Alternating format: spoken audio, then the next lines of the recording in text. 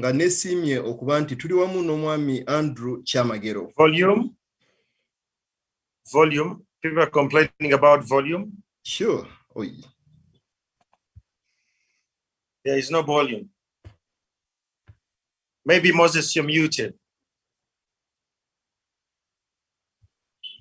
Okay. Chiristiao. Better. Okay, perfect. Yes, mutusonyiweko.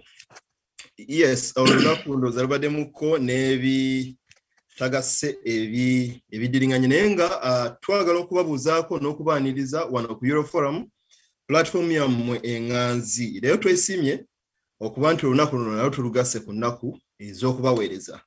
Tuzze wano n'omugenyi waffe omwami mumanyi munnamawulire ng'akola ku NTV. Leero akoledde erinnya mu programu ye ey'omuntu wa wansi. Mwami mukozi ku NTV ngera wanguddeko n'engule eya Best News Anchor mu oluzungu mu Uganda awo.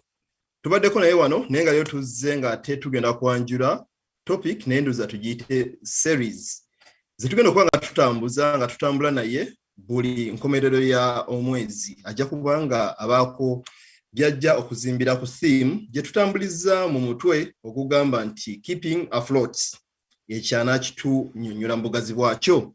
Naye nga omwami ssebo Andrew Kyamagero twesimye nnyo okuddamu okukyaza wano. Nange nsanyuse nnyo Moses. First of all, twagala okwetondera abalambi baffe abalungi okuva mu nsi ez'enjawulo bannayuganda balungi. We're very, very sorry. Well, we had a change in the time zones because mukulu mugisha jali mu Norway ebintu byakyusemuko. We want to apologize. We don't take your time for granted. I, for one, I apologize strongly. I even took time to actually log in. I have to be as honest as possible.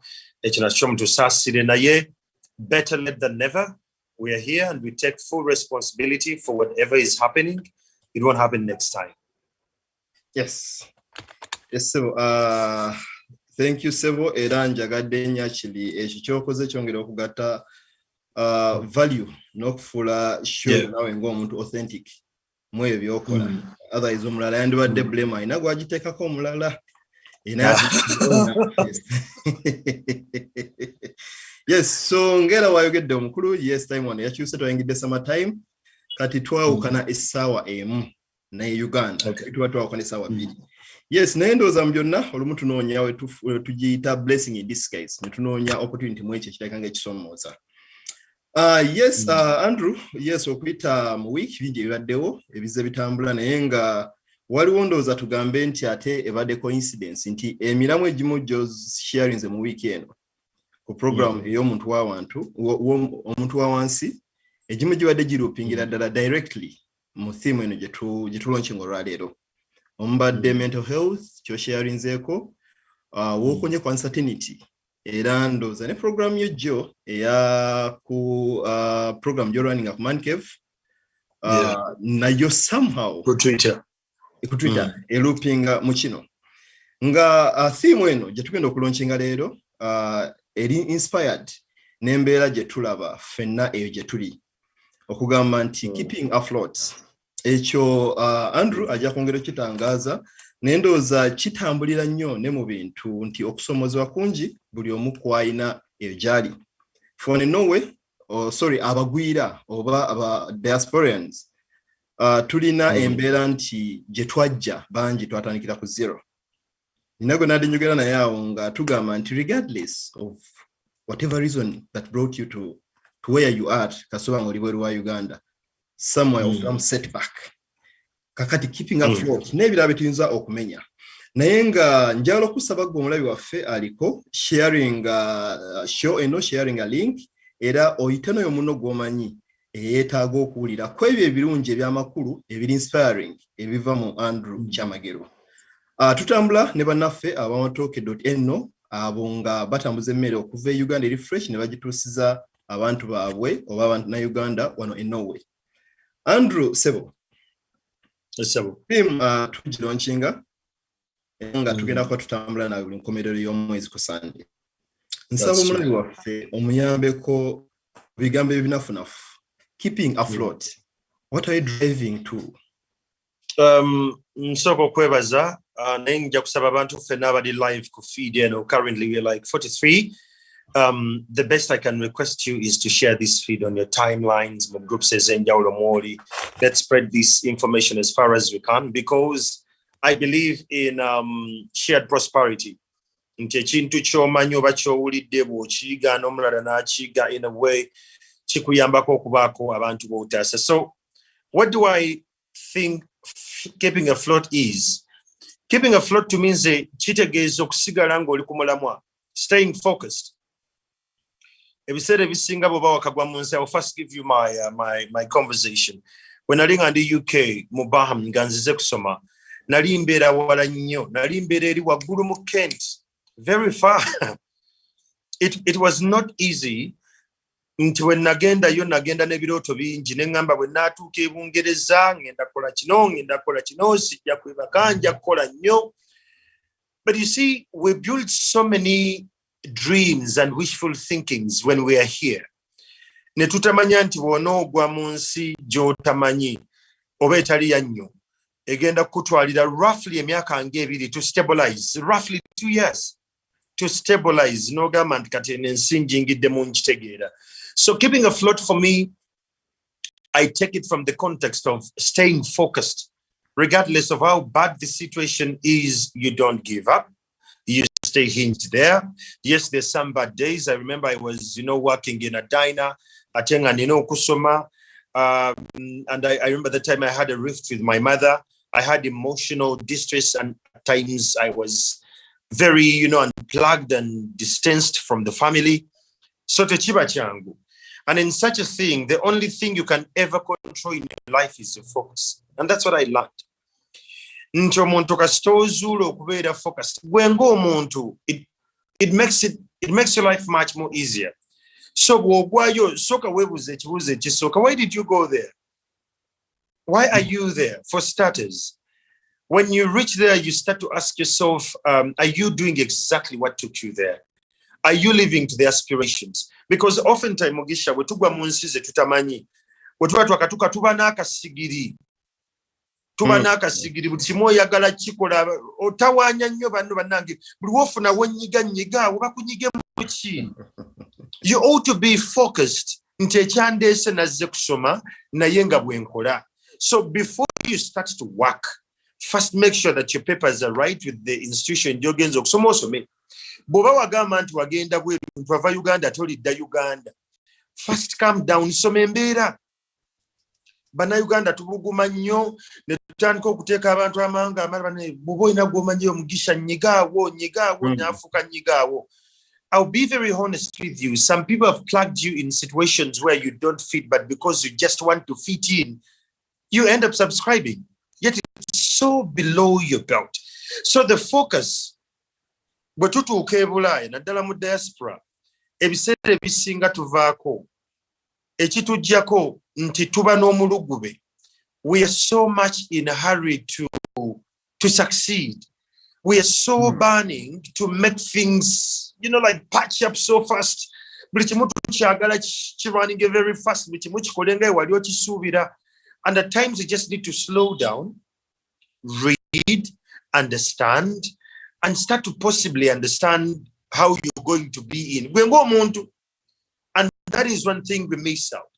I'll give you an example. In relationships, many of us are failing in relationships, not because of the loss of love, but because of loss of focus on the ones we love. Yes. Nayenga waluzinga focus ku muntu gwoyagala kati. Someone can be with you, but they quit like 10 years ago, but they can still fix you breakfast. So for them, they're staying afloat. Bw'akibala mwagamba bwenva wano sina wengenda kudda bansuza mu ddiiro balina bye banyamba. There is quite a lot that gets at play. Nobanga ekintu wakivaako dda, but you stay in there. And sometimes you call what we call failure. To me, I call it broken focus. Nti tutuuka ne tuvaako. Wave Kampala n'ogamba nti ngenze mu diaspora, ngenze kukola speed kw'otwalira abantu bo. bewasange eyo nene nnyo ate tuba n'akajanja kangi. When you've just left Uganda n'ogenda, you think you know. You think wabisome byonna ku internet. I want to tell you one thing. When I was in UK and when I traveled again to US, I learned one thing.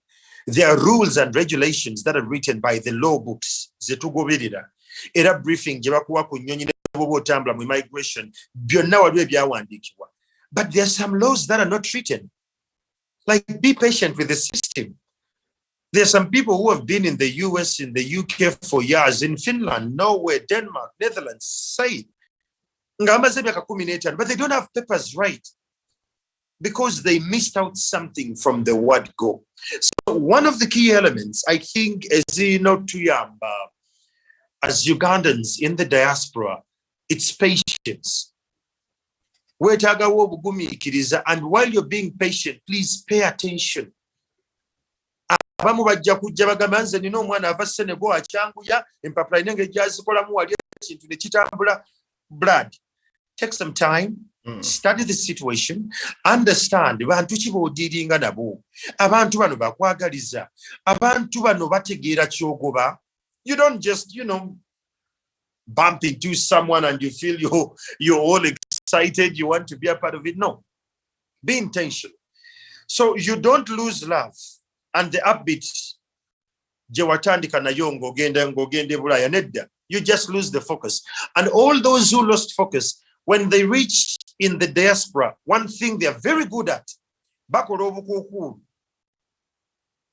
people who stay in the diaspora, Uganda, afloat. We have a lot of issues back at home. We are struggling with depression, anxiety, and stress and fatigue in our areas. And then there would be support structure.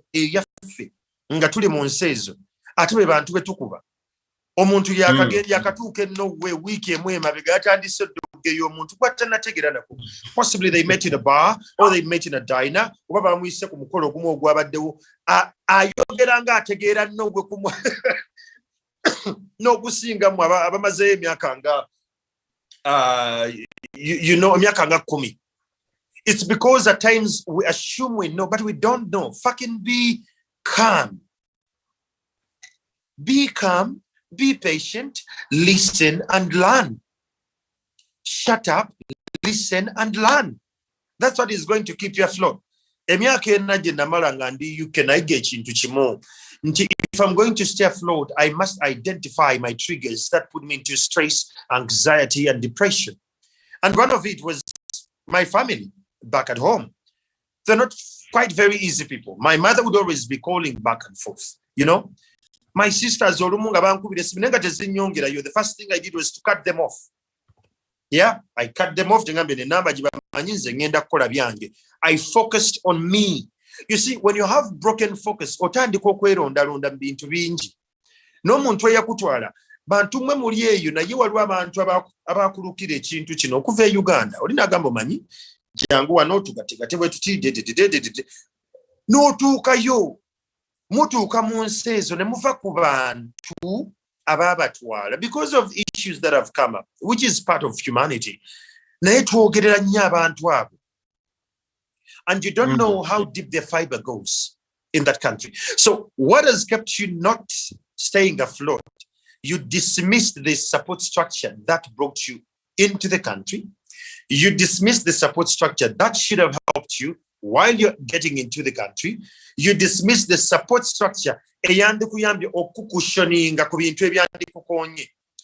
eventually the only solace you have is to call back at home. And when you call back at home, we equally have our pressing needs. So focus. The only way that's going to keep you focused is to always remind yourself your why. Why did I come here? I came to study. I came to find a better life. Am I doing what is needed enough for me to find that better life? Do I have discipline? Some laws in some countries are not written everywhere, but the more you interact with people, so our focus is misplaced. And when it's misplaced, it is very misleading. awo ne tutandika okulowooza ebintu nze nabampala na buli bizinesi gye nfuna buli kalimu ke banfuna ekicuba kye nfuna abaana bankuba ebikono tebakukuba bikono. No one is doing that. For you to stay afloat, ask yourself, can we just take a moment and we ask ourselves reality questions? Am I doing enough to better me? Am I too much under pressure to appease people? You can't compete with Ugandans back here because the pressing needs Zimbabwe. Actually, what could help you to stay afloat when you go in such a country, it is you to have what they call the immigrant mindset. Endowooza y'omugwira yanjawulo ku munnansi. Omugwira afuba nnyo okulaba nti aconnectinga ne support structures zimwetoolodde to learn and appreciate the system. And thereafter, kimwanguyira okutegeera engeri gy'agenda okutambula. Naye kati gwe mindset gy'olina olowooza oli mu Ngereza, you will never be. You are a Ugandan waveno, ekyo njagala osooka okikkirize. Bw'ona okikkiriza, kigenda kwanguyira to plug in better. You could have issues in Uganda. We have very bad issues here. Things are not going as planned. But at the end of the day, we stay Ugandans. So sagala wefuule nnyo wa kitalo, because the moment you lose the focus, you start to get misled, and you're easy to be misled. Why? Because you've lost the focus. Kati omwana ajja kugamba blood emirimu giganye. Ze nawe abaana batambuza ekirimu gobera ku koona ya luguudo, at the corner of every block. Abaana bajja kujja banyige yawo akantu tutambuze ekintu. Buli kiro gy'otambuza sente bwe. Then you get into drugs. Others will be pharmacists. I've seen this in those countries when I travel. But pharmacists still ennyini bannayuganda abakolamu ate batunda eddagala limu erijjako abantu. Because it gives them much more money faster. Ensi mwe muli tekkiriza abantu kukola bu business buno bwa bumpwanki. The structures are already laid. So you either fit in or you get out. So for you to stay focused, I want you to ask yourself a question. Am I still loyal and honest to my why I came? Am I still loyal there? At times you're falling in love. We focus more on falling in love with the country than staying in love. You see, when you focus on falling in love with the country,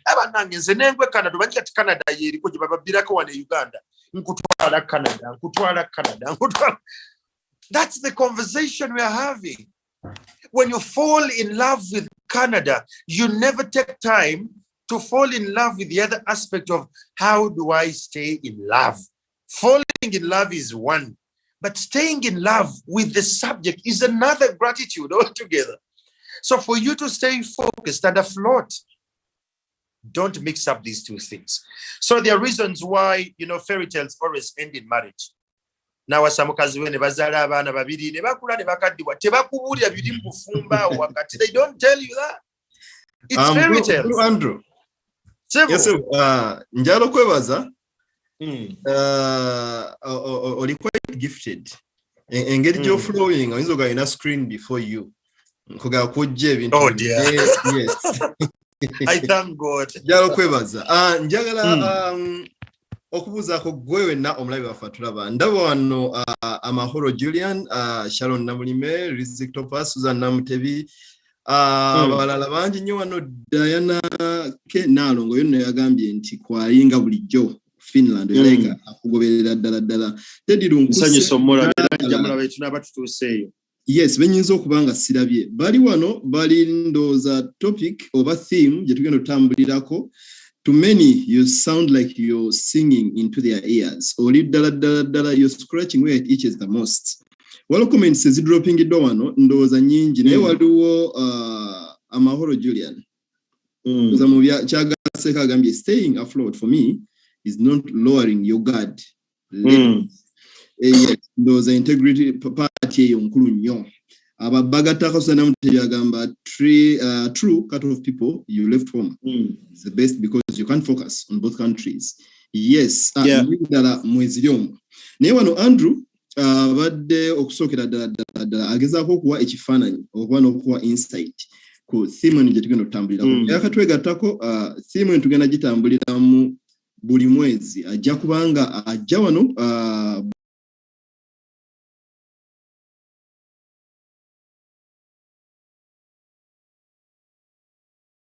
endwadde tufa tusala tekigenda waliwo gwali ku university nga olina paper gy'oli taking emirundi esatu nga naye kugamba wait ya ebiganje kugamba kikuje kikutabukako gwe ayina Andrew kyakonyeeko ekikulidde mu babiri Andrew okonye ku bintu waliwo site nze wano namulime Sharon nti ye focus gyalabinga keyword gyo emphasize yes Andrew njagala kusaba olw'okuba topic gye tuliko nnene nga abantu abalaba bali mu continents obola esukeni bayinza okuba nga ebizibu byonna byanjawulo waliwo abamu nga twogera ku diaspora naye nga ye watunira bw'ati Andrew yeegomba nnyo okuwuliriza ebigambo bye naye ng'ate ekya diaspora tasuubira kuba nti kijja mukwatako naye ng'ate alina ebizibu bye byatulabyeko omukyala yagenze oli omukyala yamusuubiza nti kumawo nkolera safaari ne bikyukamu otuwe ku kifaananyi kino omuntu kyaba asuubira tugenda okutambulira mu series zino buli omu osanga ayinza okubaako waluupya nga nti bw'anaatuuka okwogera kwabo nga kireke obufumu bugaaye abajja kuba ayise bw'anaatuuka okwogera kwabo yes mu category bwe tutandikako ekyo just to maybe give you a broader perspective I still want to say that every person that you're valid for this. You actually, as long as you're watching this, you subscribe and you're very valid for this. It's okay now about the focus. Are you focusing on finding or becoming? What is your focus on? Because to stay afloat, you must focus on a couple of things. And one of it I'm asking today, are you focusing on becoming or finding? And happiness isn't finding the right person. You fail to stay afloat in your marriages. Happiness is not finding the right person. No. Happiness is you being happy, rather being the right person in that context. So, are you as an individual paying much more attention to you becoming? Are you the right person at heart? Focusing to those that are in relationship, we tend to focus a lot on but to stay afloat in your marriage, how about you focus on the commitment that makes the relationship work? How about you focus on the conversations that are, derailing the entire conversation? You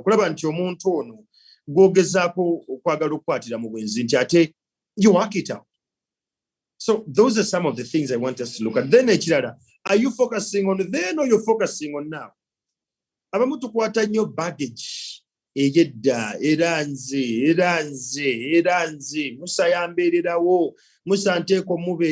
No. Focus on now, because bono focusing kubyedda, it becomes hard for you to move forward. Tewali muntu atambula n'atuuka gy'alaga ng'atunula gy'ava buli kaseera nedda. Buli w'otunula advance, you slow down. Buli w'otunula advance, you're bringing bad days, bad memories, bad fatigue. So you ought to focus forward. Then ekirala mugisha kyenjagala nkoneko nti abantu abamu tulwana nnyo ne kye bayita belief. Our beliefs have made us stagnant. You can't move. You can't stay afloat when your beliefs have not changed. Omuntu bw'aba yakulanga akimanyi nti omusajja yenna omusiraamu abeera n'abakazi bana as per the religion, to change their belief that, look, you can actually have one woman. You don't need four, depending on the dynamics or the resources present. Kijja mutwalira emyaka n'ebisiibo okukyuka. Actually, conflicting beliefs kill dreams. Bw'ova Kampala ng'agamba nti nagenda e Bulaaya kola, oba n'ova mu kyalo n'ogamba ngenze Kampala kola nteekwa okubeera owakabi, nteekwa kikuba, I must make this much money, I must succeed in this career, in this business, in this kind of lane. If you have conflicting dreams, rather conflicting beliefs, your dreams are killed. Ojja kutuuka ogaana okukolagana n'omulimi olw'okubanga omulimi atunda mbizzi oba alunda mbizzi. Nenga, that's your lane. That's the person who is actually going to make you even. But because of your beliefs, you can't actually get to your dreams. So at times, society have to stay afloat because they're conflicting their beliefs with their dreams. you must not confuse your beliefs with your dreams. Don't do that if you're going to stay afloat. The other thing is conflicting beliefs get in your head and they cancel out your progress from reaching out to your dreams. Ntiwezeko hitinga mutwe otandika okuloza emino gamba kale we najjira wano nalina katuuka ne gwanzu nali manyi nja kukola kino bwe kiti kino nja kikwasaganya bwe nti ne kati ndabe. Now you're starting to conflict your beliefs with your dreams. Bakugambye nti eddwaliro mwogenda okukola mulimu abantu aba LGT nogamba nze munenze ndi mukatuliki ebintu ebisikiriza naye nga bwe wali omulimu gwe gugenda okuwa. So are you just going to turn down the job to work in such an environment because your beliefs don't correspond to your dreams? Are you just going to seal it away yet you don't have a job? Ogenda kireko gambe nti sirina mulimu naye nga ate omulimu ogwazze bagambye nti munange twetaagayo manager mu factory ya beer. Tolina mulimu bagambye tugenda kusasula maybe obukadde nga buno bwa Uganda okubeera manager. Tolina mulimu, you have the skills, you have the experience, you have the papers, and you have all that it takes. Are you just going to get your beliefs in nze ndi mulokole ate ogenda okukola mugundi eyo ndaba ateeko gamba mbeera? Are we going now? Those are things that keep us off our floating, that you can't stay afloat. Kati abasinga we tusinga okuvaako, and let me tell you, Moses, it's very, very difficult to educate people past their belief levels. Omuntu bw'aba yakulanga ekintu ekimu akikkiririzaamu nti this is me, it will take you ages, months, decades, centuries to change them. Kati gwe ng'omuntu gw'olina okutandika okwetunuulira weekolemu kasavu oba kibayita reality therapy, and you ask yourself a question. Have my beliefs in one way or the other from not doing what is meant to be done? Have my dreams or my beliefs hindered me from reaching my dreams? You know, people at times penalize you when you get against the system. They lock you out because you're not part of their belief.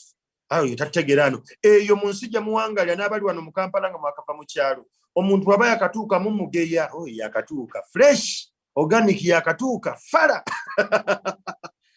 And because you're not in their system, they will lock you out. But it all starts with your beliefs. Can we start to open up our minds to embrace what is the unknown? Because kata Moses otyasinze okwera n'obuzibu mu generation yaffe. At times we behave like we know, yet we don't. Nsiba ngamba nnyo abantu nti funa obudde ofulume Uganda ogendeko mu nsi endala. Olabe ebintu ebitambula okomewo wano ng'obwongo obuwagale buli challenged than okubeera ano buli kaseera. Ate we tutambula ekyewuunyisa, we go on travels, tugenda mu simanyi ndi ku Dubai, oli mu Bad Khalifa. Tofangayo na kumanya how many people does it employ, what kind of leakages, what businesses. Zoyinza okuleeteza kyogambe ky'abantu okutambulako. Ntera kigamba bannange wano ate bagamba kufuluma Norway. Ne munoke nyini fuluma netwa Uganda banno okole ku mikwano minooja. Kola ku mikwano in Finland, kola ku mikwano in Germany. Abantu bangi bosanga yajajinga Norway. Uganda mu Norway ngagibesinga ku Uganda basinkana.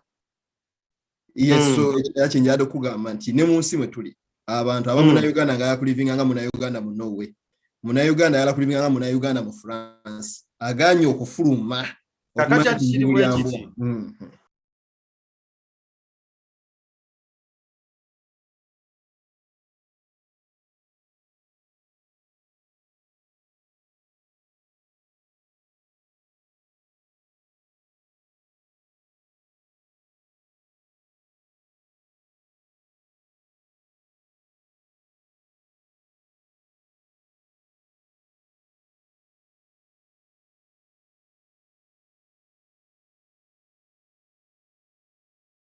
Ngaha nja kutetenkanya kandabe engeri gye nja okutetenkanya kino bwe nalaba bwenkinyiga tulabe like it's all about tukuba libiti. We are not intentional. We are just trying to fit in, to survive. We buzibu nze bwenkyasinza okubeera ne bannayuganda. Njagala twechallenging nti bw'ova mu kitundu ekimu n'ogenda mu kitundu ekirala, beera mugufu obwongo bwo, kkiriza obwongo bwo bugguke otandike okulaba ebintu in a different context. Allowed to be taught.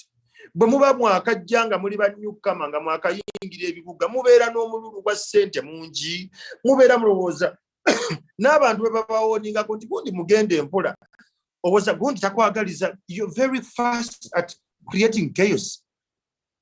You're very fast at creating chaos. You're very fast at, shedding off everything they tell you because you think you know. And those are your beliefs you need to change. So for fear of judgment, at times, as people, we submit to systems that are beneath our grades. Bawala banji bavudde mu byalo ne bajja mu Kampala wano Brad bebeekola Moses. Like, have we really gotten here? Just okwewala okuba nti tuwulikanga bali controversial. Ku kintu kya beliefs. Ngera uzobimenya bingi. Naye kati waliwo religious beliefs. Okay, mu view your experience yo baddeko mu US baddeko mu UK. Nga omanyi nti beliefs ezikwata ku madini ziri quite sentimental. Nti abantu baziholdingako so dearly ne zidescribing ako nagana okukola omulimu guno olw'okuba ndi ono. Omuntu wawa nga olina ne background ya theology. Oyambeko omuntu wawa ajja line. Now, this is where you test my belief. No. I am earning. Nkugambye nti factory ekola bia bagabo bukadde buna oli mulokole tonywa mwenge nayo omulimu gukola ki omulimu weeguli. You're just doing your job. Obantegereka bulungi nti olumu omanyi mu nsi zino mwe tuwangala naddala mu Africa, the religion has been used a lot as a scarecrow. And that's the problem I have with religion in our country. That religion bagikozesa nnyo nga kanga baana. Tojja yingira ggulu bw'okola ebyo, you are unenable of this, you are unenable of this. But I mean, I don't have food on my table. I have bills to pay. And here is a job. Bangambye ngenda kukola mu factory ya beer, ndi mulokole, yes, but I'm just going to be a manager. It's a business model where I'm going to be in. Since ngu testing byanjawulo oba ntegerekeka si testing nga mwenge ndi mu management. It's totally different. Okay with you, please stay afloat, go do the work, because tujja kusigala mu malala g'eddiini ofe nga oli mwavu. I'll tell you what, the Bible actually says that ensi n'okujjula kwayo bya Mukama. And the same Bible says that God knew you before you were even conceived in your mother's womb. Don't think God is a fool to have given you this kind of job. No. He knows that maybe possibly to understand the direction of religion. So yes, religion is sentimental and it's very sensitive. But still, I want to challenge you that if you find that it's one of the biggest hurdles for you to move on, for you to stay afloat, find the thin line, say, I believe in God, I do things that are godly. I've just done my job and I go home, period. And you move on. At times we just have to use common sense, by the way, Moses, to stay afloat. Or with common sense, no government, yes. Ndi wa dini eno, naye sirina mmere, sigenda kufanjala. Nina abaana abokulamira, nina omukyala. Say, I'm going to do my job, and I'll thank God for that job, by the way, and I'll proceed with what I must do. So I was single, that is the juxtaposition of a singer okubeera ne beliefs challenges obabeera. So tulina obuzibu bwa fear of judgment. Omuntu ava mu kyalo eyo n'ajja wano e Kampala n'agamba ati nze wano bangambye kale omulimu oguliwo ogusookerwako nti ngenda kubeera kiriina. Ne yeetunuulira amalala ge yavudde eri mu kyalo ky'abagambye kyagenda okukola bangi n'eyo batambula ne bajja eyo. Namukwano gwange Moses kankunyumizeeyo akabuuzo. Waliwo omukwano gwange bamuyita Grace. Grace ngajja ngamba nti amunange Kyamagero nze ndi eno ndi UK ekintu kikutte n'omugaa tewali ttamu. So one of those days I come for a workshop and I'm like, nanoonya Grace yange alabika. Nga mwereza messages ku WhatsApp nga aziddamu, mwereza messages ku Facebook nga aziddamu, simutaginze ku Twitter ng'olowooza nnyanukula. ngenda okugoberera Grace ennyo nga Grace bambi wabeera bamusuzana mu ddiiro ng'era na pounds ezasasula ku Munnayuganda oyo amusuza mu ddiiro.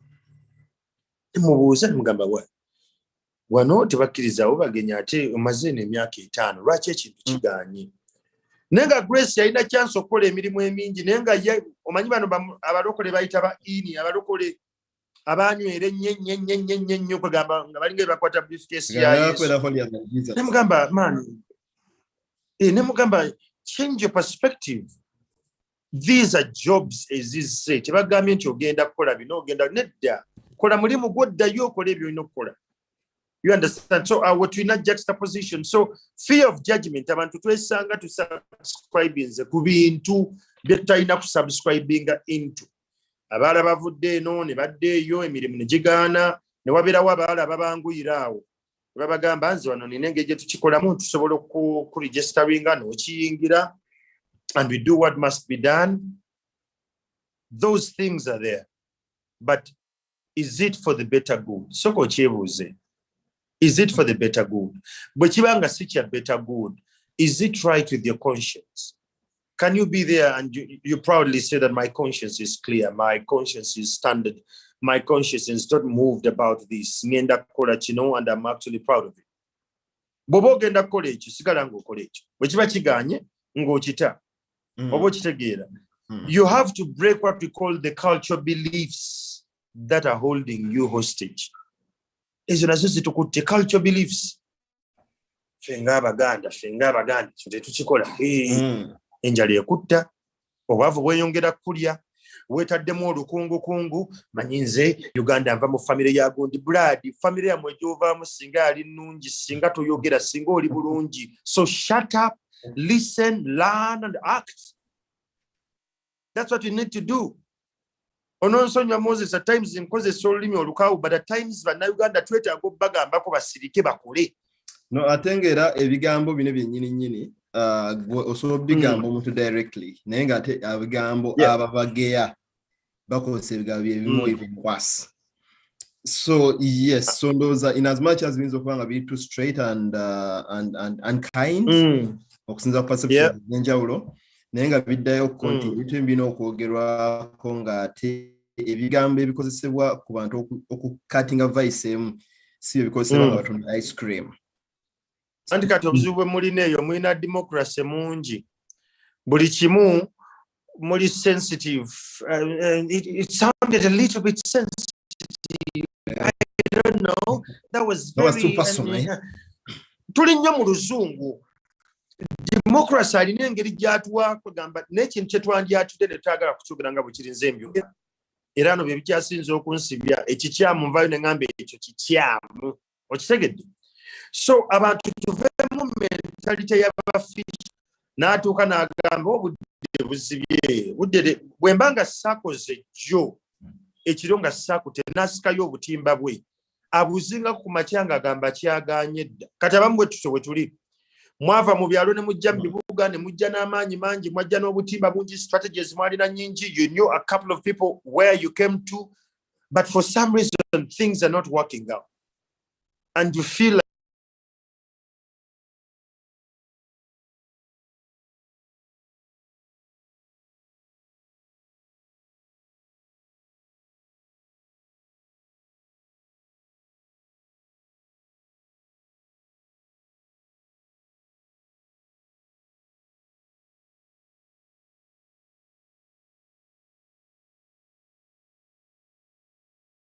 omuntu akeera ku makya n'akola n'ava kana akacuba nadda kacuba gwe we nali e UK nakuba ebicuba.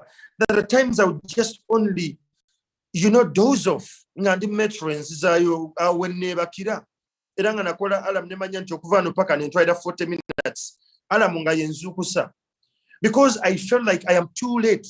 Singa nategeera nti sente zino gye ziri singa najjanga n'amyaka 15. At times you just need to slow down and say, it's okay. This is what I have. Tuyigo okumatira n'ebitono bye tulina nga tweyongere okugaziwa. Tulina omululu mungi. Bannayuganda we are so greedy. Nti tetwagaliza, tubeera mu bukuukuulu, twefuula bayinomowa, ate ekyo bwe kivaawo ne tutandika okubeera nga kwegamba tuwulira ng'abantu abatatwagaliza. We are very insecure. We must address. Some people, Moses, they are breathing, but they are already dead. Ngoli atambula sanenga yafa ng'ebintu tebikyamukolera bulungi takyabitegeera tolinga avunye tutadde mu zone egamba nti kakati andi ekyo kyenkugambye mweze ensi ze mulimu ne ku social media mulina democracy nti ebintu temwagala tubyogereko. Me, I'm very blunt, Moses. I'll be honest with you that some people are walking dead people. They don't have focus anymore. They don't have nothing aligned anymore with their dreams, with their visions. They are empty. Because where did I go wrong? Wrong. They will find someone to blame. Now, you can't be AFLOAT when you're just playing with a blame game. They will throw a victim card. Ntikali singa Moses yali anjagaliza okundi etaano yandibadde yandiikira ku bantu ne Moses yanvaamu ate ne Karo gwe negatta naye ne Karo ne naakyonoonera ddala. Someone doesn't take a moment and say, look, it was me in wrong. I wasn't patient enough. I didn't listen. I didn't appreciate the society. Mwendi nalowooza ndi ayina omuwa. We don't want to do that. So such a person, they're walking with a big hole, a vacuum inside themselves. Kyokoonako ndowooza ebintu bingi nga quite interrelated mu bintu bino bye twogerako. Emabegako banjogera n'omuntu omu yali asaasira omuntu ng'agenda kola naye shift nga nansi wano ng'era omuntu omu yali asaasira night shift ate nga kuba bannansi ezi wano basasulwa bulungi nnyo era mulimu mulungi nnyo.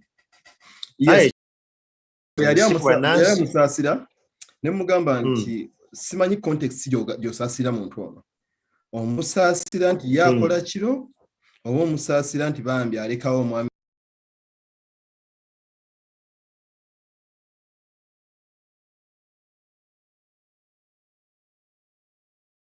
kubanga n'omulimu okusasula ekitono nga gukola misana. Kakati kano kogambyeko abantu ffe abali ku Bulaaya nti okuba nti twasalawo okujja ku Bulaaya ne tuteekawo embeera nti omuntu ali e Uganda alina okutegeera ennyo era talina kwogera bintu bimu kubanga gwe mukola nnyo temwebaka era alina okutegeera kubanga nti mukoowa nnyo naye nga n'okujja e Bulaaya tumenye it was a choice. So kyeza nti kati choice eyo oyagala abalala bagisasulira okutegeere nga always nti gwe okoowa nnyo era gwe tolina nnyo free time n'ebifaanako ebityo. So njadde kugala kuno kutukonekera akantu ako nti ebyo ebijjula mu muntu endowooza nabyo ne bikosa omuntu okukola okubeera AFLOAT. Kubanga gwewulayo others. At times obuzibu buva. When you lose focus, natandise nkugamba nti you start to be misled and you're easy to be misled by opinions, by thoughts, by social media times. But the biggest thing ekisinga okujjako. Moses, can you hear me? Yes, nkulira sebo. Okay. Yeah. Ekisinga okutujjako fokala omuntu n'abeera ng'ali mu bibye. Kubeera nga kwegamba otuuka n'okola n'oyagala naffe abali eno tukusaasire. Ne tetumanyi kyoyitamu. We don't understand that. So bwe tubeera nga tulina endowooza nga we think we must be held in high regard because ndi ku kyeyo, because nze mpita mu butiti sente zenkola nzijja muzira. No one is going to do that for you, my dear friend. One, you chose to go there by yourself. That's why nagambye nti noonya baggage yo weerye, your baggage gisaleko. If it is friends and family, jjako ennamba ze bamanyi. Osooke weefocusingeko sigali AFLOAT, because at the end of the day, life is entirely about you. Abantu b'oli mu kufiirira eno e Kampala b'oyagala obuweereza ssente ne bw'abeera baana bo nga bali eyo Bulaaya b'okolerera ennyo babe bulungi blood. When it's their time to actually live their life, they will live their life. They won't live your life. Exactly. So at times we know okuyiga ffe ng'abantu okwesoosowaza ebintu ebimu ebituteeka mu mental state, we have control over them. But because of our beliefs, because of our cultural alignment, because of our attachments, we can't let go. And let me tell you, by the way, Moses, ekintu kino kye njagala otegeere nti For you to allow new things to come in your life, you have to let go of the old things. You can't get a new boyfriend when you're still held onto the old one. You can't get a new car when the old one you think and see it still works better. You can't get to a different level of thinking when you don't challenge yourself to go in people who think as such. So for you to stay afloat, you must find people, one, who have succeeded in the country where you are. Lekera wokubageya oba mu community moli. Meet them, ask them honest and comfortable questions. Ntowa emugisha gwana omaze webbanga kyekisinza okuyamba okubeera wano ntanze kino kyekinyambye bino sibiyingira bino mbikwata bulungi bino kati ebyo tutandiko kiyiga ekyokubiri tugwemu enkwe. Why we are not staying afloat, we are so hypocritical. We are such a big bunch of hypocrites. Be it in Kampala, be it in Kuala Lumpur, be it in Asia, everywhere. We are very hypocritical. Mwabali mu diaspora. Njagala mutunuulire nnyo abantu abava Asia. Temuddanga kawo ne mwebuuza na kwebuuza lwaki abantu abo basucceedinga mu nsi mwe muli. You've never taken time to look at their discipline. You don't take time to see the mechanics they use. Beeyagaliza naye ffe twesojja. Avudde Kampala n'ayazze anaasobola katulabe. Kanyingiramuko katonaawo. Yes, omulabi waffe eyakatwegattako tuline omwami Andrew Kyamagero nga omwami ono tugenda kutambula naye mu theme gye tuyise keeping afloat. Nga mu theme eno tusuubira okutambula nga kati omuntu ayinza okuwula nga twogera oba nga Andrew byasinga okwogerako ng'alinga ayogera ku problem oba ali mu jase singa kujja opening up. Kuba mbagamba naye boogera bwogezi. Kati bali tubuulira di solution tukoze tutya. Yes, oyinza okuba nga ebyo mutwe naye nga eno show gye tuliko oba gye tuliko egenda kuba solution yesooka Moses. Moses, solution yesooka to all those that are in the diaspora. Find a team you can work with. Mbadde nkwe example y'abaana abava mu Asia, aba Philippines, aba China, abayindi bw'obasanga mu nsi ez'enjawulo bakolagana, bakwatagana, bakkaanya bw'olumba omu, abalala bakwanguyira okunyiga amangu oba ne bakimala mangu. Abannayuganda, Abafirika abava eno tuyomba nnyo, tukyankalanya nnyo, tetwagala kuwa mateeka kitiibwa. And we always think that because of our color, people should pay homage to us. Oh, that's racist. How could you say that? Nonsense. Continent gy'olimu si yiyo. Bino bye tulimu Moses netandika ogamba abantu mbu human rights waliwo ebintu ebitalikyuka. Ebyo bye twogera mbu human rights biki tubyogera, babyogera mu conferences ne babyogera mu leadership. Naye bwe kituuka ku bantu betuwangaala nabo, racism is a fact. Kati ffe bannayuganda oba baddugavu tukwata nnyo kino ekya I'm a black. Bwe bakola ekintu n'otandika, you're doing that because I'm black? What do you mean? Kati gw'otandise okuzannya blame game nagambye omuntu atastaying afloat anoonya nnyo omuntu gwa blaming lwaki kigaanye. Now the solution is one. Ask yourself, what's your why? Are you still loyal to your why? This is the question I want you to ask, a honest and comfortable question. Am I still loyal to my why? Why did I come here? What were my triggers to come here? What were my push factors to come here? Are they still alive with me? If they're still alive with me, how far am I with what I was meant to do? If I am off the track, why did I go off track? Where did I go off track? How do I knit it back? Or how do I make it better? Until when we stop playing victim cards, until when we stop playing blame games, until when we start to ask ourselves our why. Why did we go? Why are we not afloat? Why are we giving up so easily? Why are we so below the belt? Ekyo ekibuuzo Musa kigenda tuyamba okwebuulirira nga ffe. We are going to stop to blame people. Tugenda kutandika okunoonya support structures entuufu. Tugenda njagala ekibuuzo ekyo okyebuuze munnayuganda yenna mpuliriza wonna w'oli. Are you honest to yourself? Are you the right person? All relationships you're getting into are breaking every other day. and you never ask yourself why. Why is it that it's you they're always living away? Maybe you have a problem. Andrew, can you have that conversation with your inner self?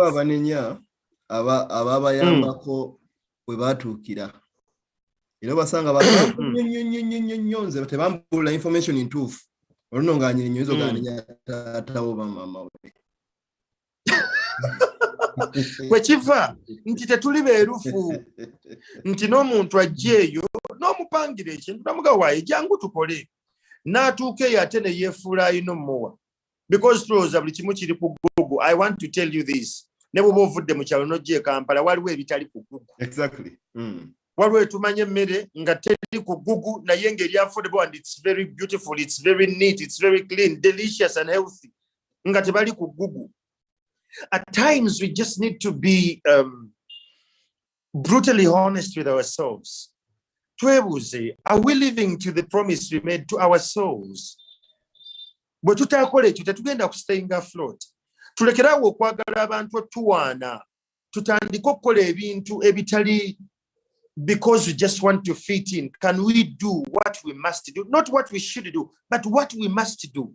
Ekyo kigenda kuyamba osigala afloat. Abantu abamu, they are very gullible era bangu bakukyankalanya because tebalaba kiddako. Wajja wagamba ozze kubeera teacher oyingidde mu South Korea bagambye ati waliwo omulimu gw'okusitula scrap. Kati ogw'obusomesa ne gujja ate omwana gwa scrap what do people know you for? Yes, omwana oyo ayiriba, but I mean, while you're kuyiribaling, can we have a definitive way mwe tugenda otambulira? So oboli South Sudan, oboli UK, Norway, Netherlands, Finland, wherever, the question is, n'abali e Kampala ng'ava mu kyalo oli mu diaspora because eno gy'oli tobitegeera. Find some time and ask yourself that question. Are you living to your why? Are you still honest with your why? Oba okitegedde? Beliefs olumu zikuyamba okubeera nti zikumodelinga.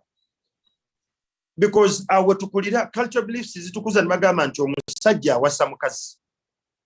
Ekyo ne tukulanga tukimanyi. Eddiini ne culture negamba nti mutugenda otambulira. Ne nagambye nti omulimu oguliwo ekitongole ekiriwo ky'abantu abo. Oli manager togenda kukola bye bakola. It's a job. Andrew, go do your job, go back home, face it. Kunsonga ya beliefs wano waliwo ekibuuzo ate si kibuuzo omuntu disagreeing naawe naye nga sinasoma comment njawo kwebaza mwena aba dropping interactions wano Jeremy na Danduka sebo webale nnyo gundi jawadde wano emunagana munagana n'omwejan supporting am Finland nenga point eri nnyo ku bantu okwe supportinga bangi abalaze wano Uganda mu diaspora buli mara kujuza kisawo kye. Yes, nayenga nabalala aba yes go chairman sebo bagamba chairman bagalanye ebigambo, you're speaking sense to their ears. Mwebale nnyo mwebalire ddala. Kalugaba muze yagamba nti I disagree with our guest about beliefs. Can't we have a model that helps culturalists, the religious and conservative thrive? Are we going to have a whole society comprised of money? Is money everything? That model, Bapakasi and sellouts. Okay, that model is for Bapakasi and sellouts. Okay. Kanyanukule Moses Karugaba. Moses Karugaba kamwanukule. There may be context, maybe he joined a little later. Let me give you an example. The Catholics don't believe in divorce. The laws are there for divorce. That if we fail with great and sounding reasons to work together, we have to divorce for the betterment of both of us. But your religion tells you divorce is a sin until death do you apart. Nengo omuntu gw'oli naye akoze ebisobyo ayenze abye sente zo akoze byonna ebyetaagisa nga the only option egenda okuddako ogenda mutta. Moses, nfiire mu bufumbo bwe butyo olw'okubanga belief yange religious tenzikiriza ku divorcing. Kati ye akitunuulidde mu context of money naye kati nkikuleetedde when it gets to religion deeper core that Catholicism does not believe in divorce until death does you apart. But I've told you that on several occasions, someone has threatened your life. Omusanze olumu ng'agenda nakuwa butwa. Olumu osanze ebyapa byo nga babitunze n'omuza n'agamba nti nze ndi mukyala wo tonna ky'ogenda kunkola. Obusungu n'ekiruyi kye mulinako ekyamazima njagala mutta ave mu bulamu. But because of my religion as a Catholic, nneme kufighting for divorce because my belief does not subscribe to that. So that ono muntu mbeere naye ng'alina bad energy mukole ekikyamu bansire for the entire of my life because of my belief. I think at times we are in a generation where we have common sense that no matter how much grievances you have, time comes and you're not compatible with anyone. And the best solution on the table, with the laws of the land, you have to divorce someone and move on. Nengate religion ye kugamba nti omuntu gwe bagatuludde era ne bakwongerako obuwayi sijja kugenda mu ngeri efaanaganako bwetu. Kati yayinza okiyita ndowooza nti ya kipakasi naye nkugambye nti some beliefs at times keep you stagnant.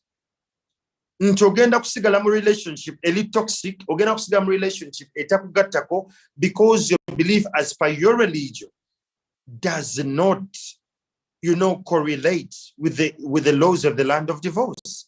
Nze sikiriza nti marriage yakufiiramu bwe tutuuka nga tukyasobola kukwatagana amateeka weegali mu nsi mwe tuwangalira gatwawule buli omu akole ebyo for the betterment of us than staying with someone who is of bad energy, someone who is taking you back, someone who is reminding you of the worst case scenarios that can ever happen in your life.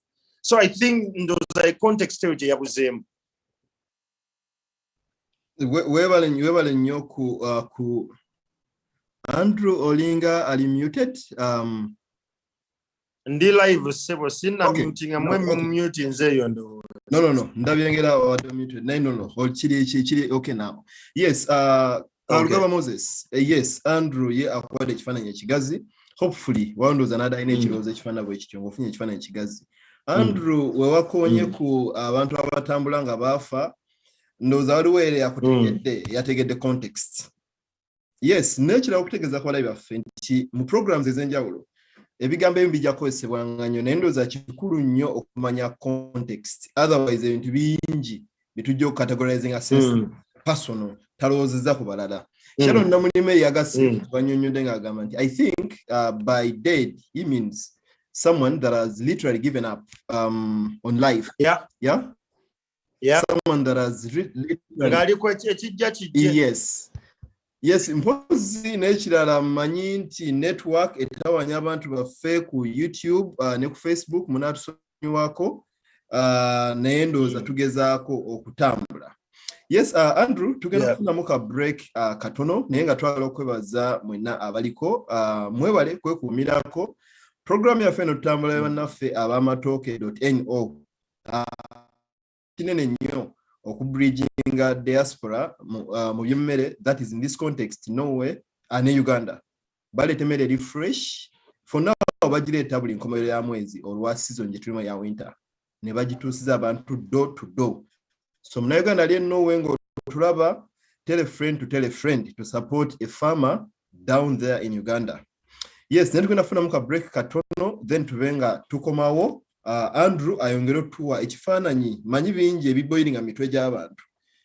Andrew weekoledde erinnya mu kwogera ku uncomfortable conversations era ndowooza kinaatuyambako abantu okufuna chance evaayo twongere okulowooza ku bintu bino.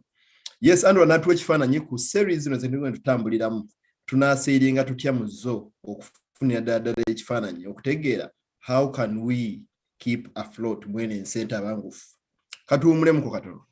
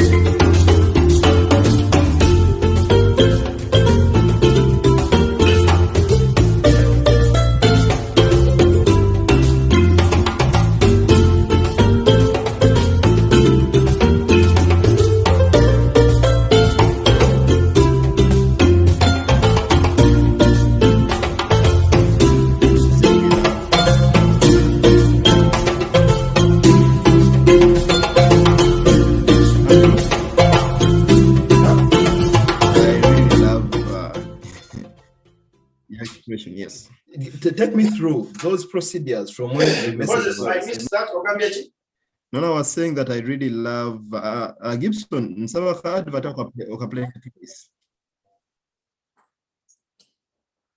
Okay, we shall take that Andrew after the show.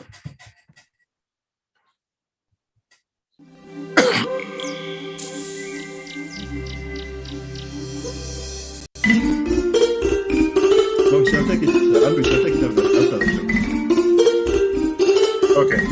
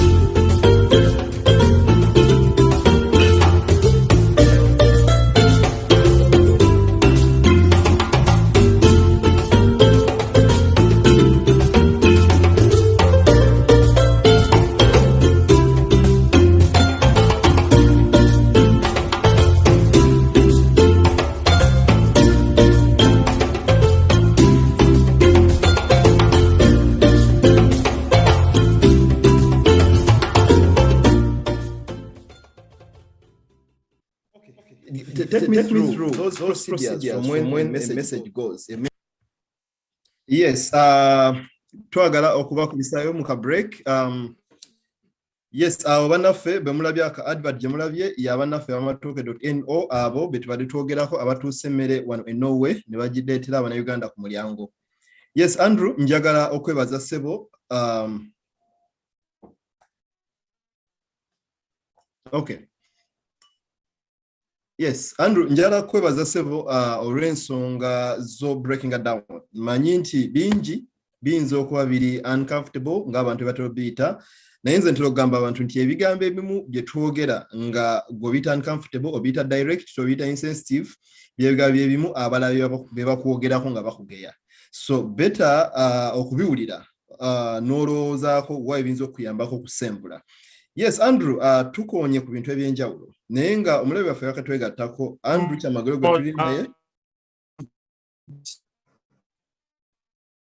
Okay. Yes, Andrew Kyamagero gwe tuli naye nga tuli ku topic gye tuyise theme ng'era gwe natambula mu segments nga buli mwezi ajja kuba akomawo ku nkomerero y'omwezi okwogera ku keeping afloat. Categories za njawulo leero ndowooza ali nnyo ku Munnayuganda mu diaspora. Naye tulina cases ez'enjawulo abantu mu biti ebyenjawulo. Waliwo oyo nga yaweddemu essuubi nga landlord amuwadde ultimatum n'azikyusa emirundi n'emirundi. Abalala ndwadde, abalala maka n'ebyenjawulo. Naye nga bottom line eri nti mu byonna buli muntu alwana. Firimu ya Titanic mwagiraba. Mwalaba Jack ne mukazi we balwana keeping afloat. Kakati ye context eyo gye tuleeta mu topic eno nti mu byonna twagala tulabe nti tusigadde tutya nga tukyapushing on. Yes, Andrew, nga tumaliriza ssebo. Tujja kuba twongera okuzimira ku topic eno ku nkomerero y'omwezi ogujja. Naye katufune ekifaananyi what to take home for now. It's a block, but what's that chunk we should take home for now?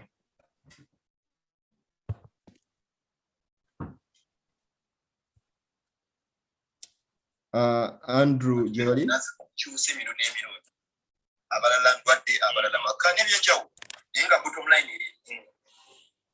Moses, your network was a little bit up and about. It's obvious to lead them Ghana. Okay, mbadde njagala abalabi baffe abaliko bategeere nti topic gye tuliko tugenda tambula mu series ezijja otambula buli mwezi. Naye bingi ebikonyeeko nga this time round tubadde focus erinnya ku Munnayuganda yali mu diaspora. Naye nga we tuli of the big block we should take home.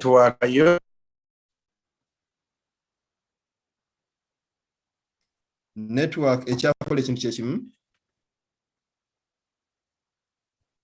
Simanya ate mwatutuloza ensi ezo ze zirina data ow'amaanyi n'oba kiki. Ukraine eno. Nedda ekintu kino kiyinza okuba nga kiyinza okuba kiri mu Ukraine naye nga ate kirimu waliwo keesi ze wabadde mu wiiki wiki eno ezabaddemu ebyakumakomera genda kugira oba gwe kivudde ku gwe ng'ali wakutemu waya olw'okuba gwe.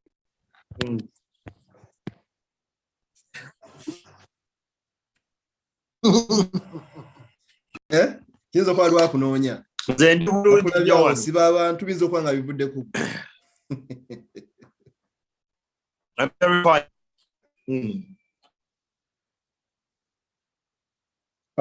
Bonjasiba, wrong is wrong.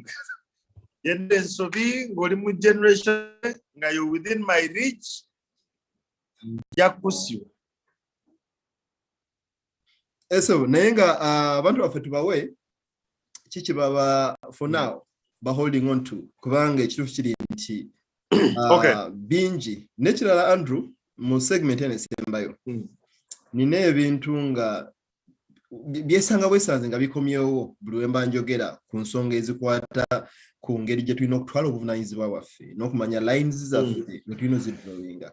Ebigambo bino bisatu bitambula naye nga bilookinga awamu. Kye twayogerako oli entitlement, ekintu ky'okudeservinga n'oku-earninga. Wano nowe Scandinavian ndoza n'ensi ezimu wano omuntu okubeera obwezi ng'oli mulamu kikumala okuba nga olina ssente ku akawunti. Kakati obulamu bwe tulivinga butuletera okuba nti tufiinga so deserving even when tetutaddeemu nnyo kyawukana ku balala. So kati the entitlement n'okulowooza nti tudeserving n'okulowooza nti we've earned something. Ebintu bino gye tukuma bitabula tutuuka time nga newe twandulwanya okwekeeping afloat.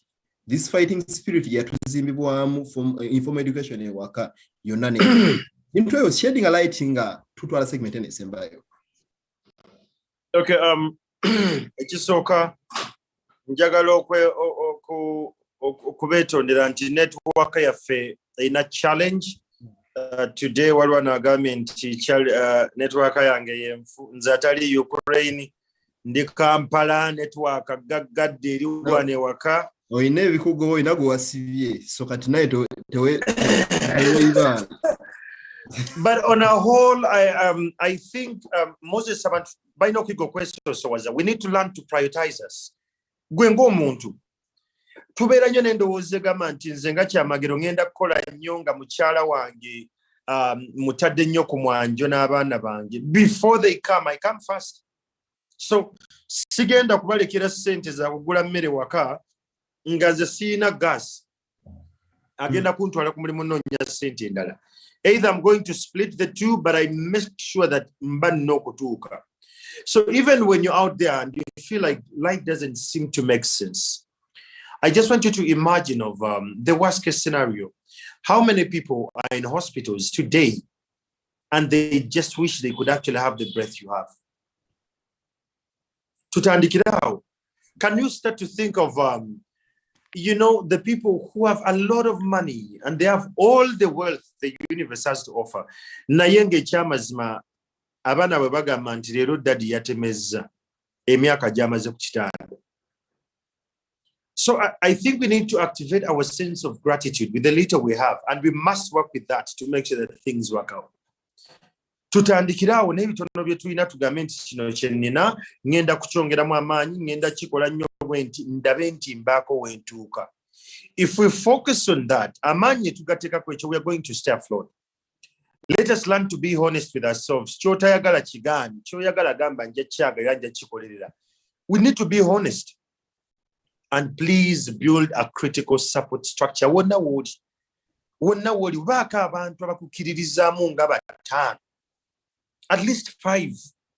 Abantu abo bagenda kuyamba. When you feel like you're breaking, they will come through. They will be your support structure. Take time and look at your inner circle. Focus on it. Does it wish you luck? Does it wish you good? Does it appreciate you? Does it support you? Ebyo binoonye bw'onootandika okugenda ng'obitegeera mpola mpola kigenda kutuyamba. Mikwano muli ku kyeyo muli mu kukola temwesoosowaza. Engoye ozambadde omusajja batandise n'ozitunga omanye eno embeera bw'ekkuba otwala essaati n'ogitwala ew'omutunzi n'omugamba kati ekitoje eno ekigize kituuse okizze munda n'oddamu n'oyambala essaati ye. But because of what? Mbu ku lw'abaana ku lw'amaka gange totally nonsensical. If you don't focus on yourself, you won't give people good things. Bw'oba teweewadde bintu birungi kigenda kukaluubirira okuwa mukyalawo n'abaana be ebirungi. Kigenda kukaluubirira okuwa bbaawe ebirungi n'abaana be ebirungi because you yourself you're not focusing on you. Teweeyagaliza birungi. So bw'olaba omuntu ayagala okujja mu ssente okukola ebirungi otandika n'omuwemula. Because you don't understand the concept. Tuyigo kwesosowaza, guys, if you're going to stay afloat, you come first. In everything they call you, mutugenda kola kino kusooka weebuze, am I happy to do it? Is it for the better good? Is it something that is going to add value to me? Life is selfish. Democracy, community, totally nonsense. You cannot build a community when you've not built yourself. It starts with you. The community starts with you. If you've not fixed yourself, you're not going to fix the community. You're going to cause mayhem, chaos, cover you, just. So the first thing is appreciate yourself. Be honest with yourself. Because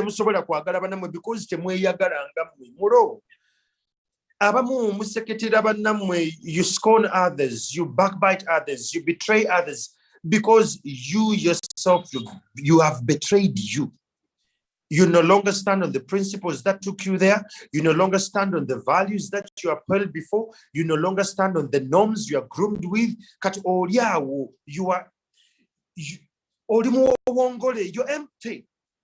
And such people are desperate when they're executing life. Some people, when they go to sleep, they don't rest. They're just sleeping. They're not resting. When I sleep, do I rest? Or am I just napping? When I didn't UK, Moses, I never rested. I'll be honest with you. I never rested. Never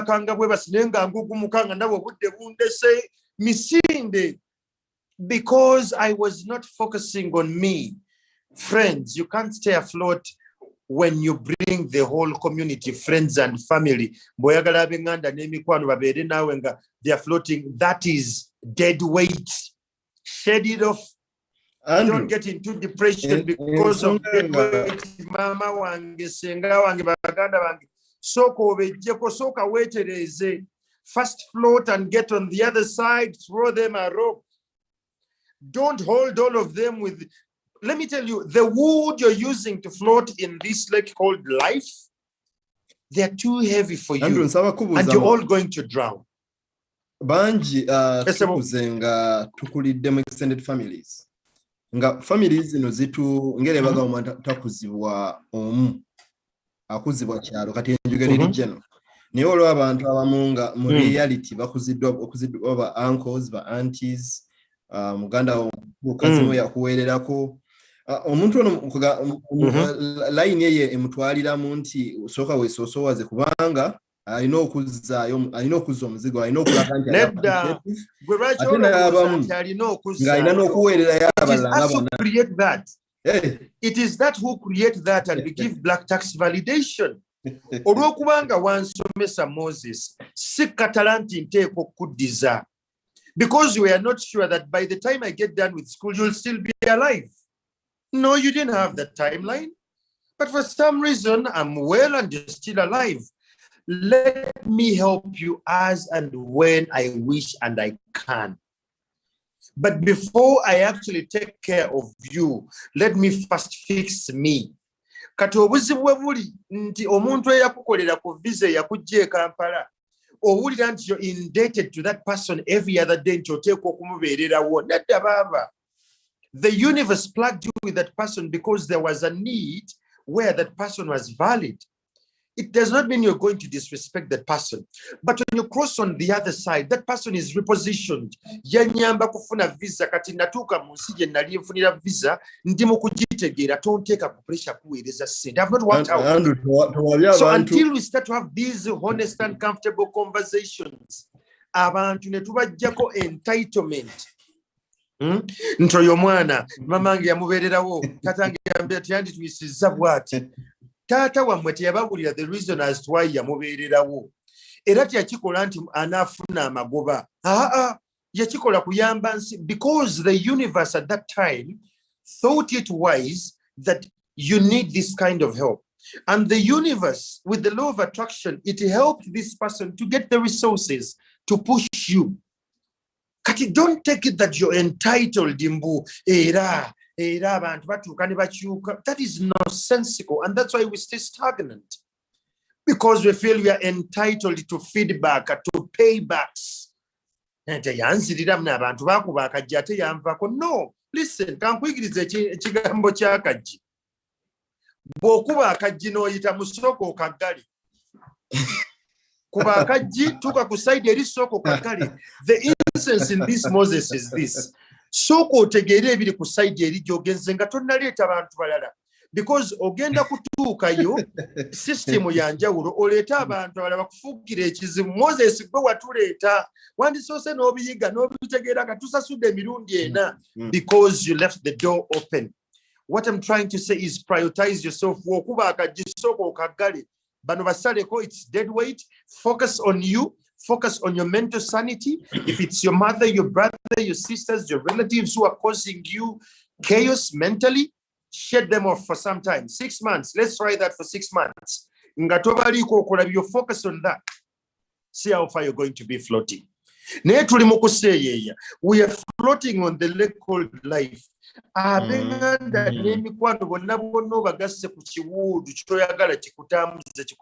the other side. Your speed is going to be cut. You're going to complain a lot. You're going to have mental issues. Up and above, you will never live life. You will just have existed. Yes, muganda wange gwe ali ku Bulaaya, ali Bulaaya tujagamba Asia tujagamba America. Ebigambo by'omwami ono biyinza okuwulika ng'ebiri controversial, biyinza okuwulika ng'ebiri insensitive, biyinza okuwulika ng'ebisiga mu bantu embeera oba empisa y'obutagaba. Naye ndowooza engeri gy'akinnyonnyola alisemu ne concept eya law of attraction. Yes. Moses, awo wennyini lindako saagala abantu balowooze nti concept yange ya butagaba. Njagala abantu tuzukuke to the reality is, can we allow people to give us as and when they can, as and when they wish, not entitled to their giving. Nti Moses engeje kiri kimukakatako okundabirira. So at times people they don't pay attention to the black tax. Agenda ozuka nga limu myaka 45. Nenga ne mama gwabadde agezaako okuyamba mama alina ebyana n'abaana. Kati goli mu byana wano yakusaba onayongera okutangaza ekintu kino nno kigazi nno nga bw'okiwulira. Kubanga wano we tuba tunyumyamu n'abantu wano waliwo abantu abamu nga ensonga eri valid in their minds. Njala just underlining eri valid in their beliefs. Nti ensonga lwaki omuntu in as much as ensi mwali mulimu opportunities ez'okwongera okusenvula okwegatako values. Nti ensonga gy'alina eri valid nti nina abantu bennyamba gwe nno network ya family yaffe omanyi abantu buli omu neno waliwo akoogerwa ennyo nti if you get it reach back, pull someone else. Kakati ebintu ebimu bireetera abantu gani bibanga omuntu yandigenze n'asoma. Moses, owulidde kyogedde, if you get or when you reach, pull back someone. Wakitegeera? You first get rich. Andi kati abantu sikukwata kanana konna akanana konna otandika abantu bo era oli tekimugaana kuba nti somewhere ayina engeri obulamu gy'abutambuza. Ate ekiri fane nti clock y'obulamu edduka okusinga ne clock eno gye tulaba ku bisenge. Kuga nti eri quite fast ogenda okola mwana myaka 3 mwana myaka 4. Kakati n'aba nti opportunity y'okwegattako value nti ku linnya lyo Mugisha Moses lye bakutuuma oli ennowe olina chance egattako nti engineer Mugisha Moses. Yo olina chance eyeetuuma eriryo ewa time. Naye olw'okubanga olina Sekajja Opio Sekamatte ne Musinguzi abo nga kojja waabwe mukwano gwawe gundi yakola kyena kye yakolera. Weerookinga no basika. Ekintu ekyo tujja kwagala okigaziiza ddala abantu babinga basootega ddala context eyo. Era ekyo akyendoza kati holdingira kuba manchina discussions nyingi abantu bazza wa feedbacks wano chairman baga kye bava kwagala omusajja Rasajja Jefa yagambye mwana oyikyali ali real keep the vibe kuga nti ebintu byogeranga bibiri ate nga toyogera filimu ya Masasi Josh Wizboy agamba black tax is the biggest problem in Ugandan people. Moses Kalugaba yakugamba nti sabulira ddala manyi bantu bangi abayi kuno manyinza obutasobola kumenya omu nomwana nga wa violence naye kyenjala okusaba nti okugamba nti omulabi waffe ali mu continents ez'enjawulo naye to be a bit more specific.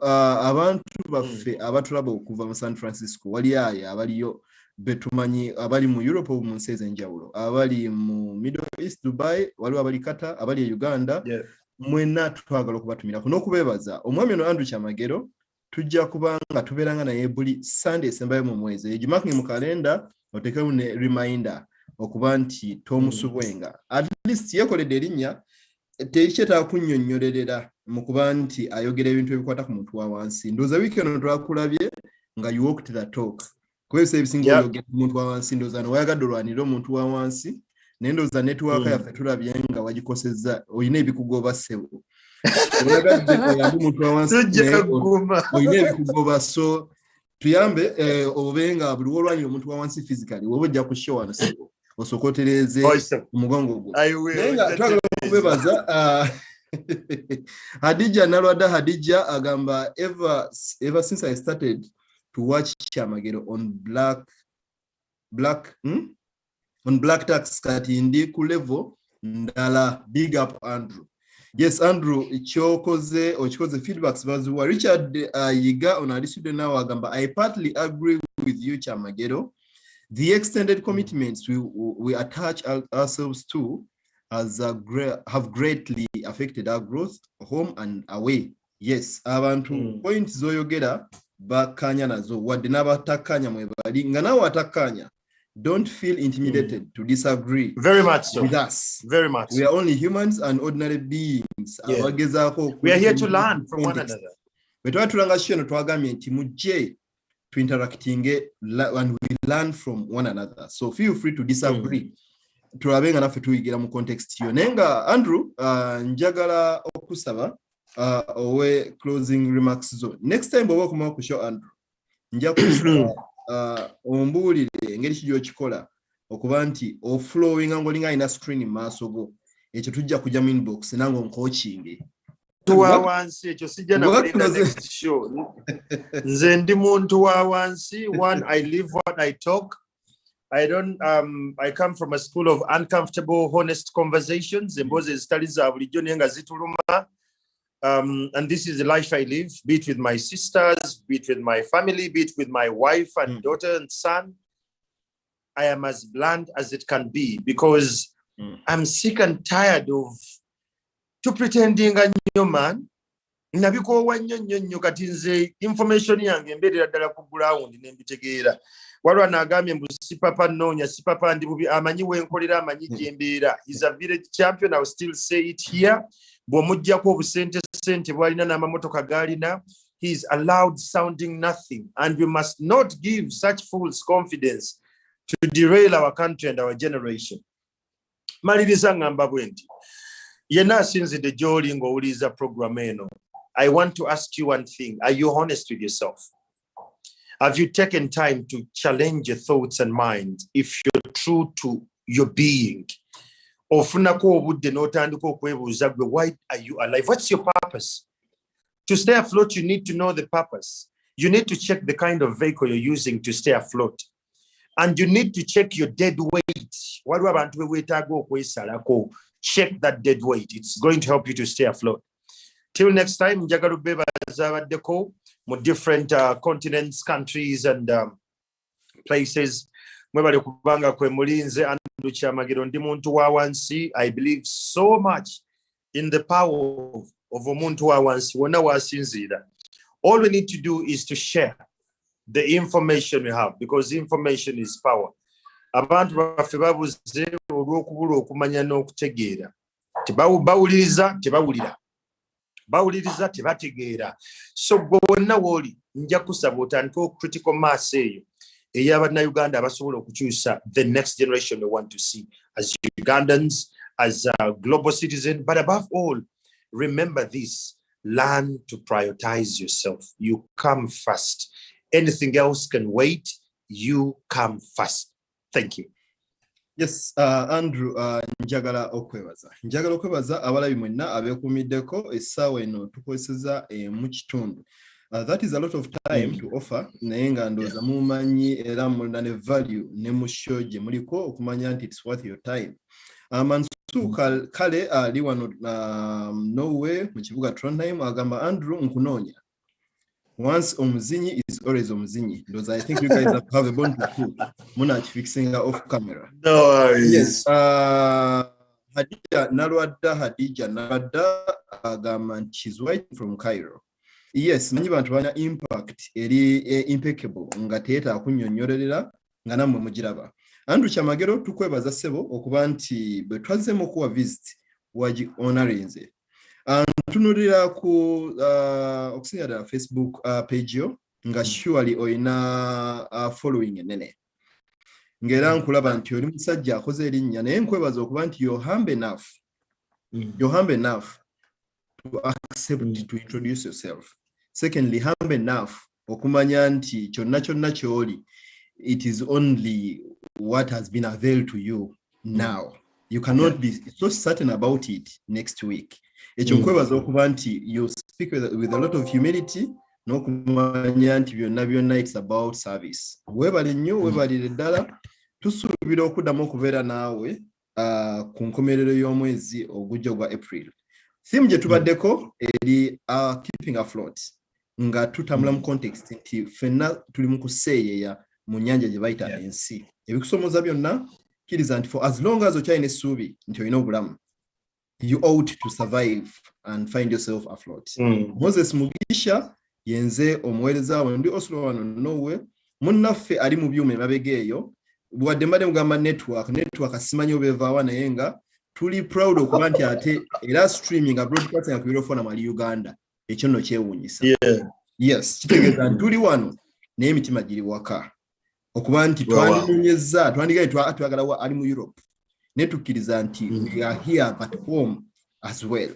Mwebale nnyo mwebalire ddala comments zibadde wano nyingi nnyo gye tutasomye gye tuteeka wansi w'abalala but we all believe and respect your time and thank you for watching Euroforum. Mwebale nnyo mwebalire ddala.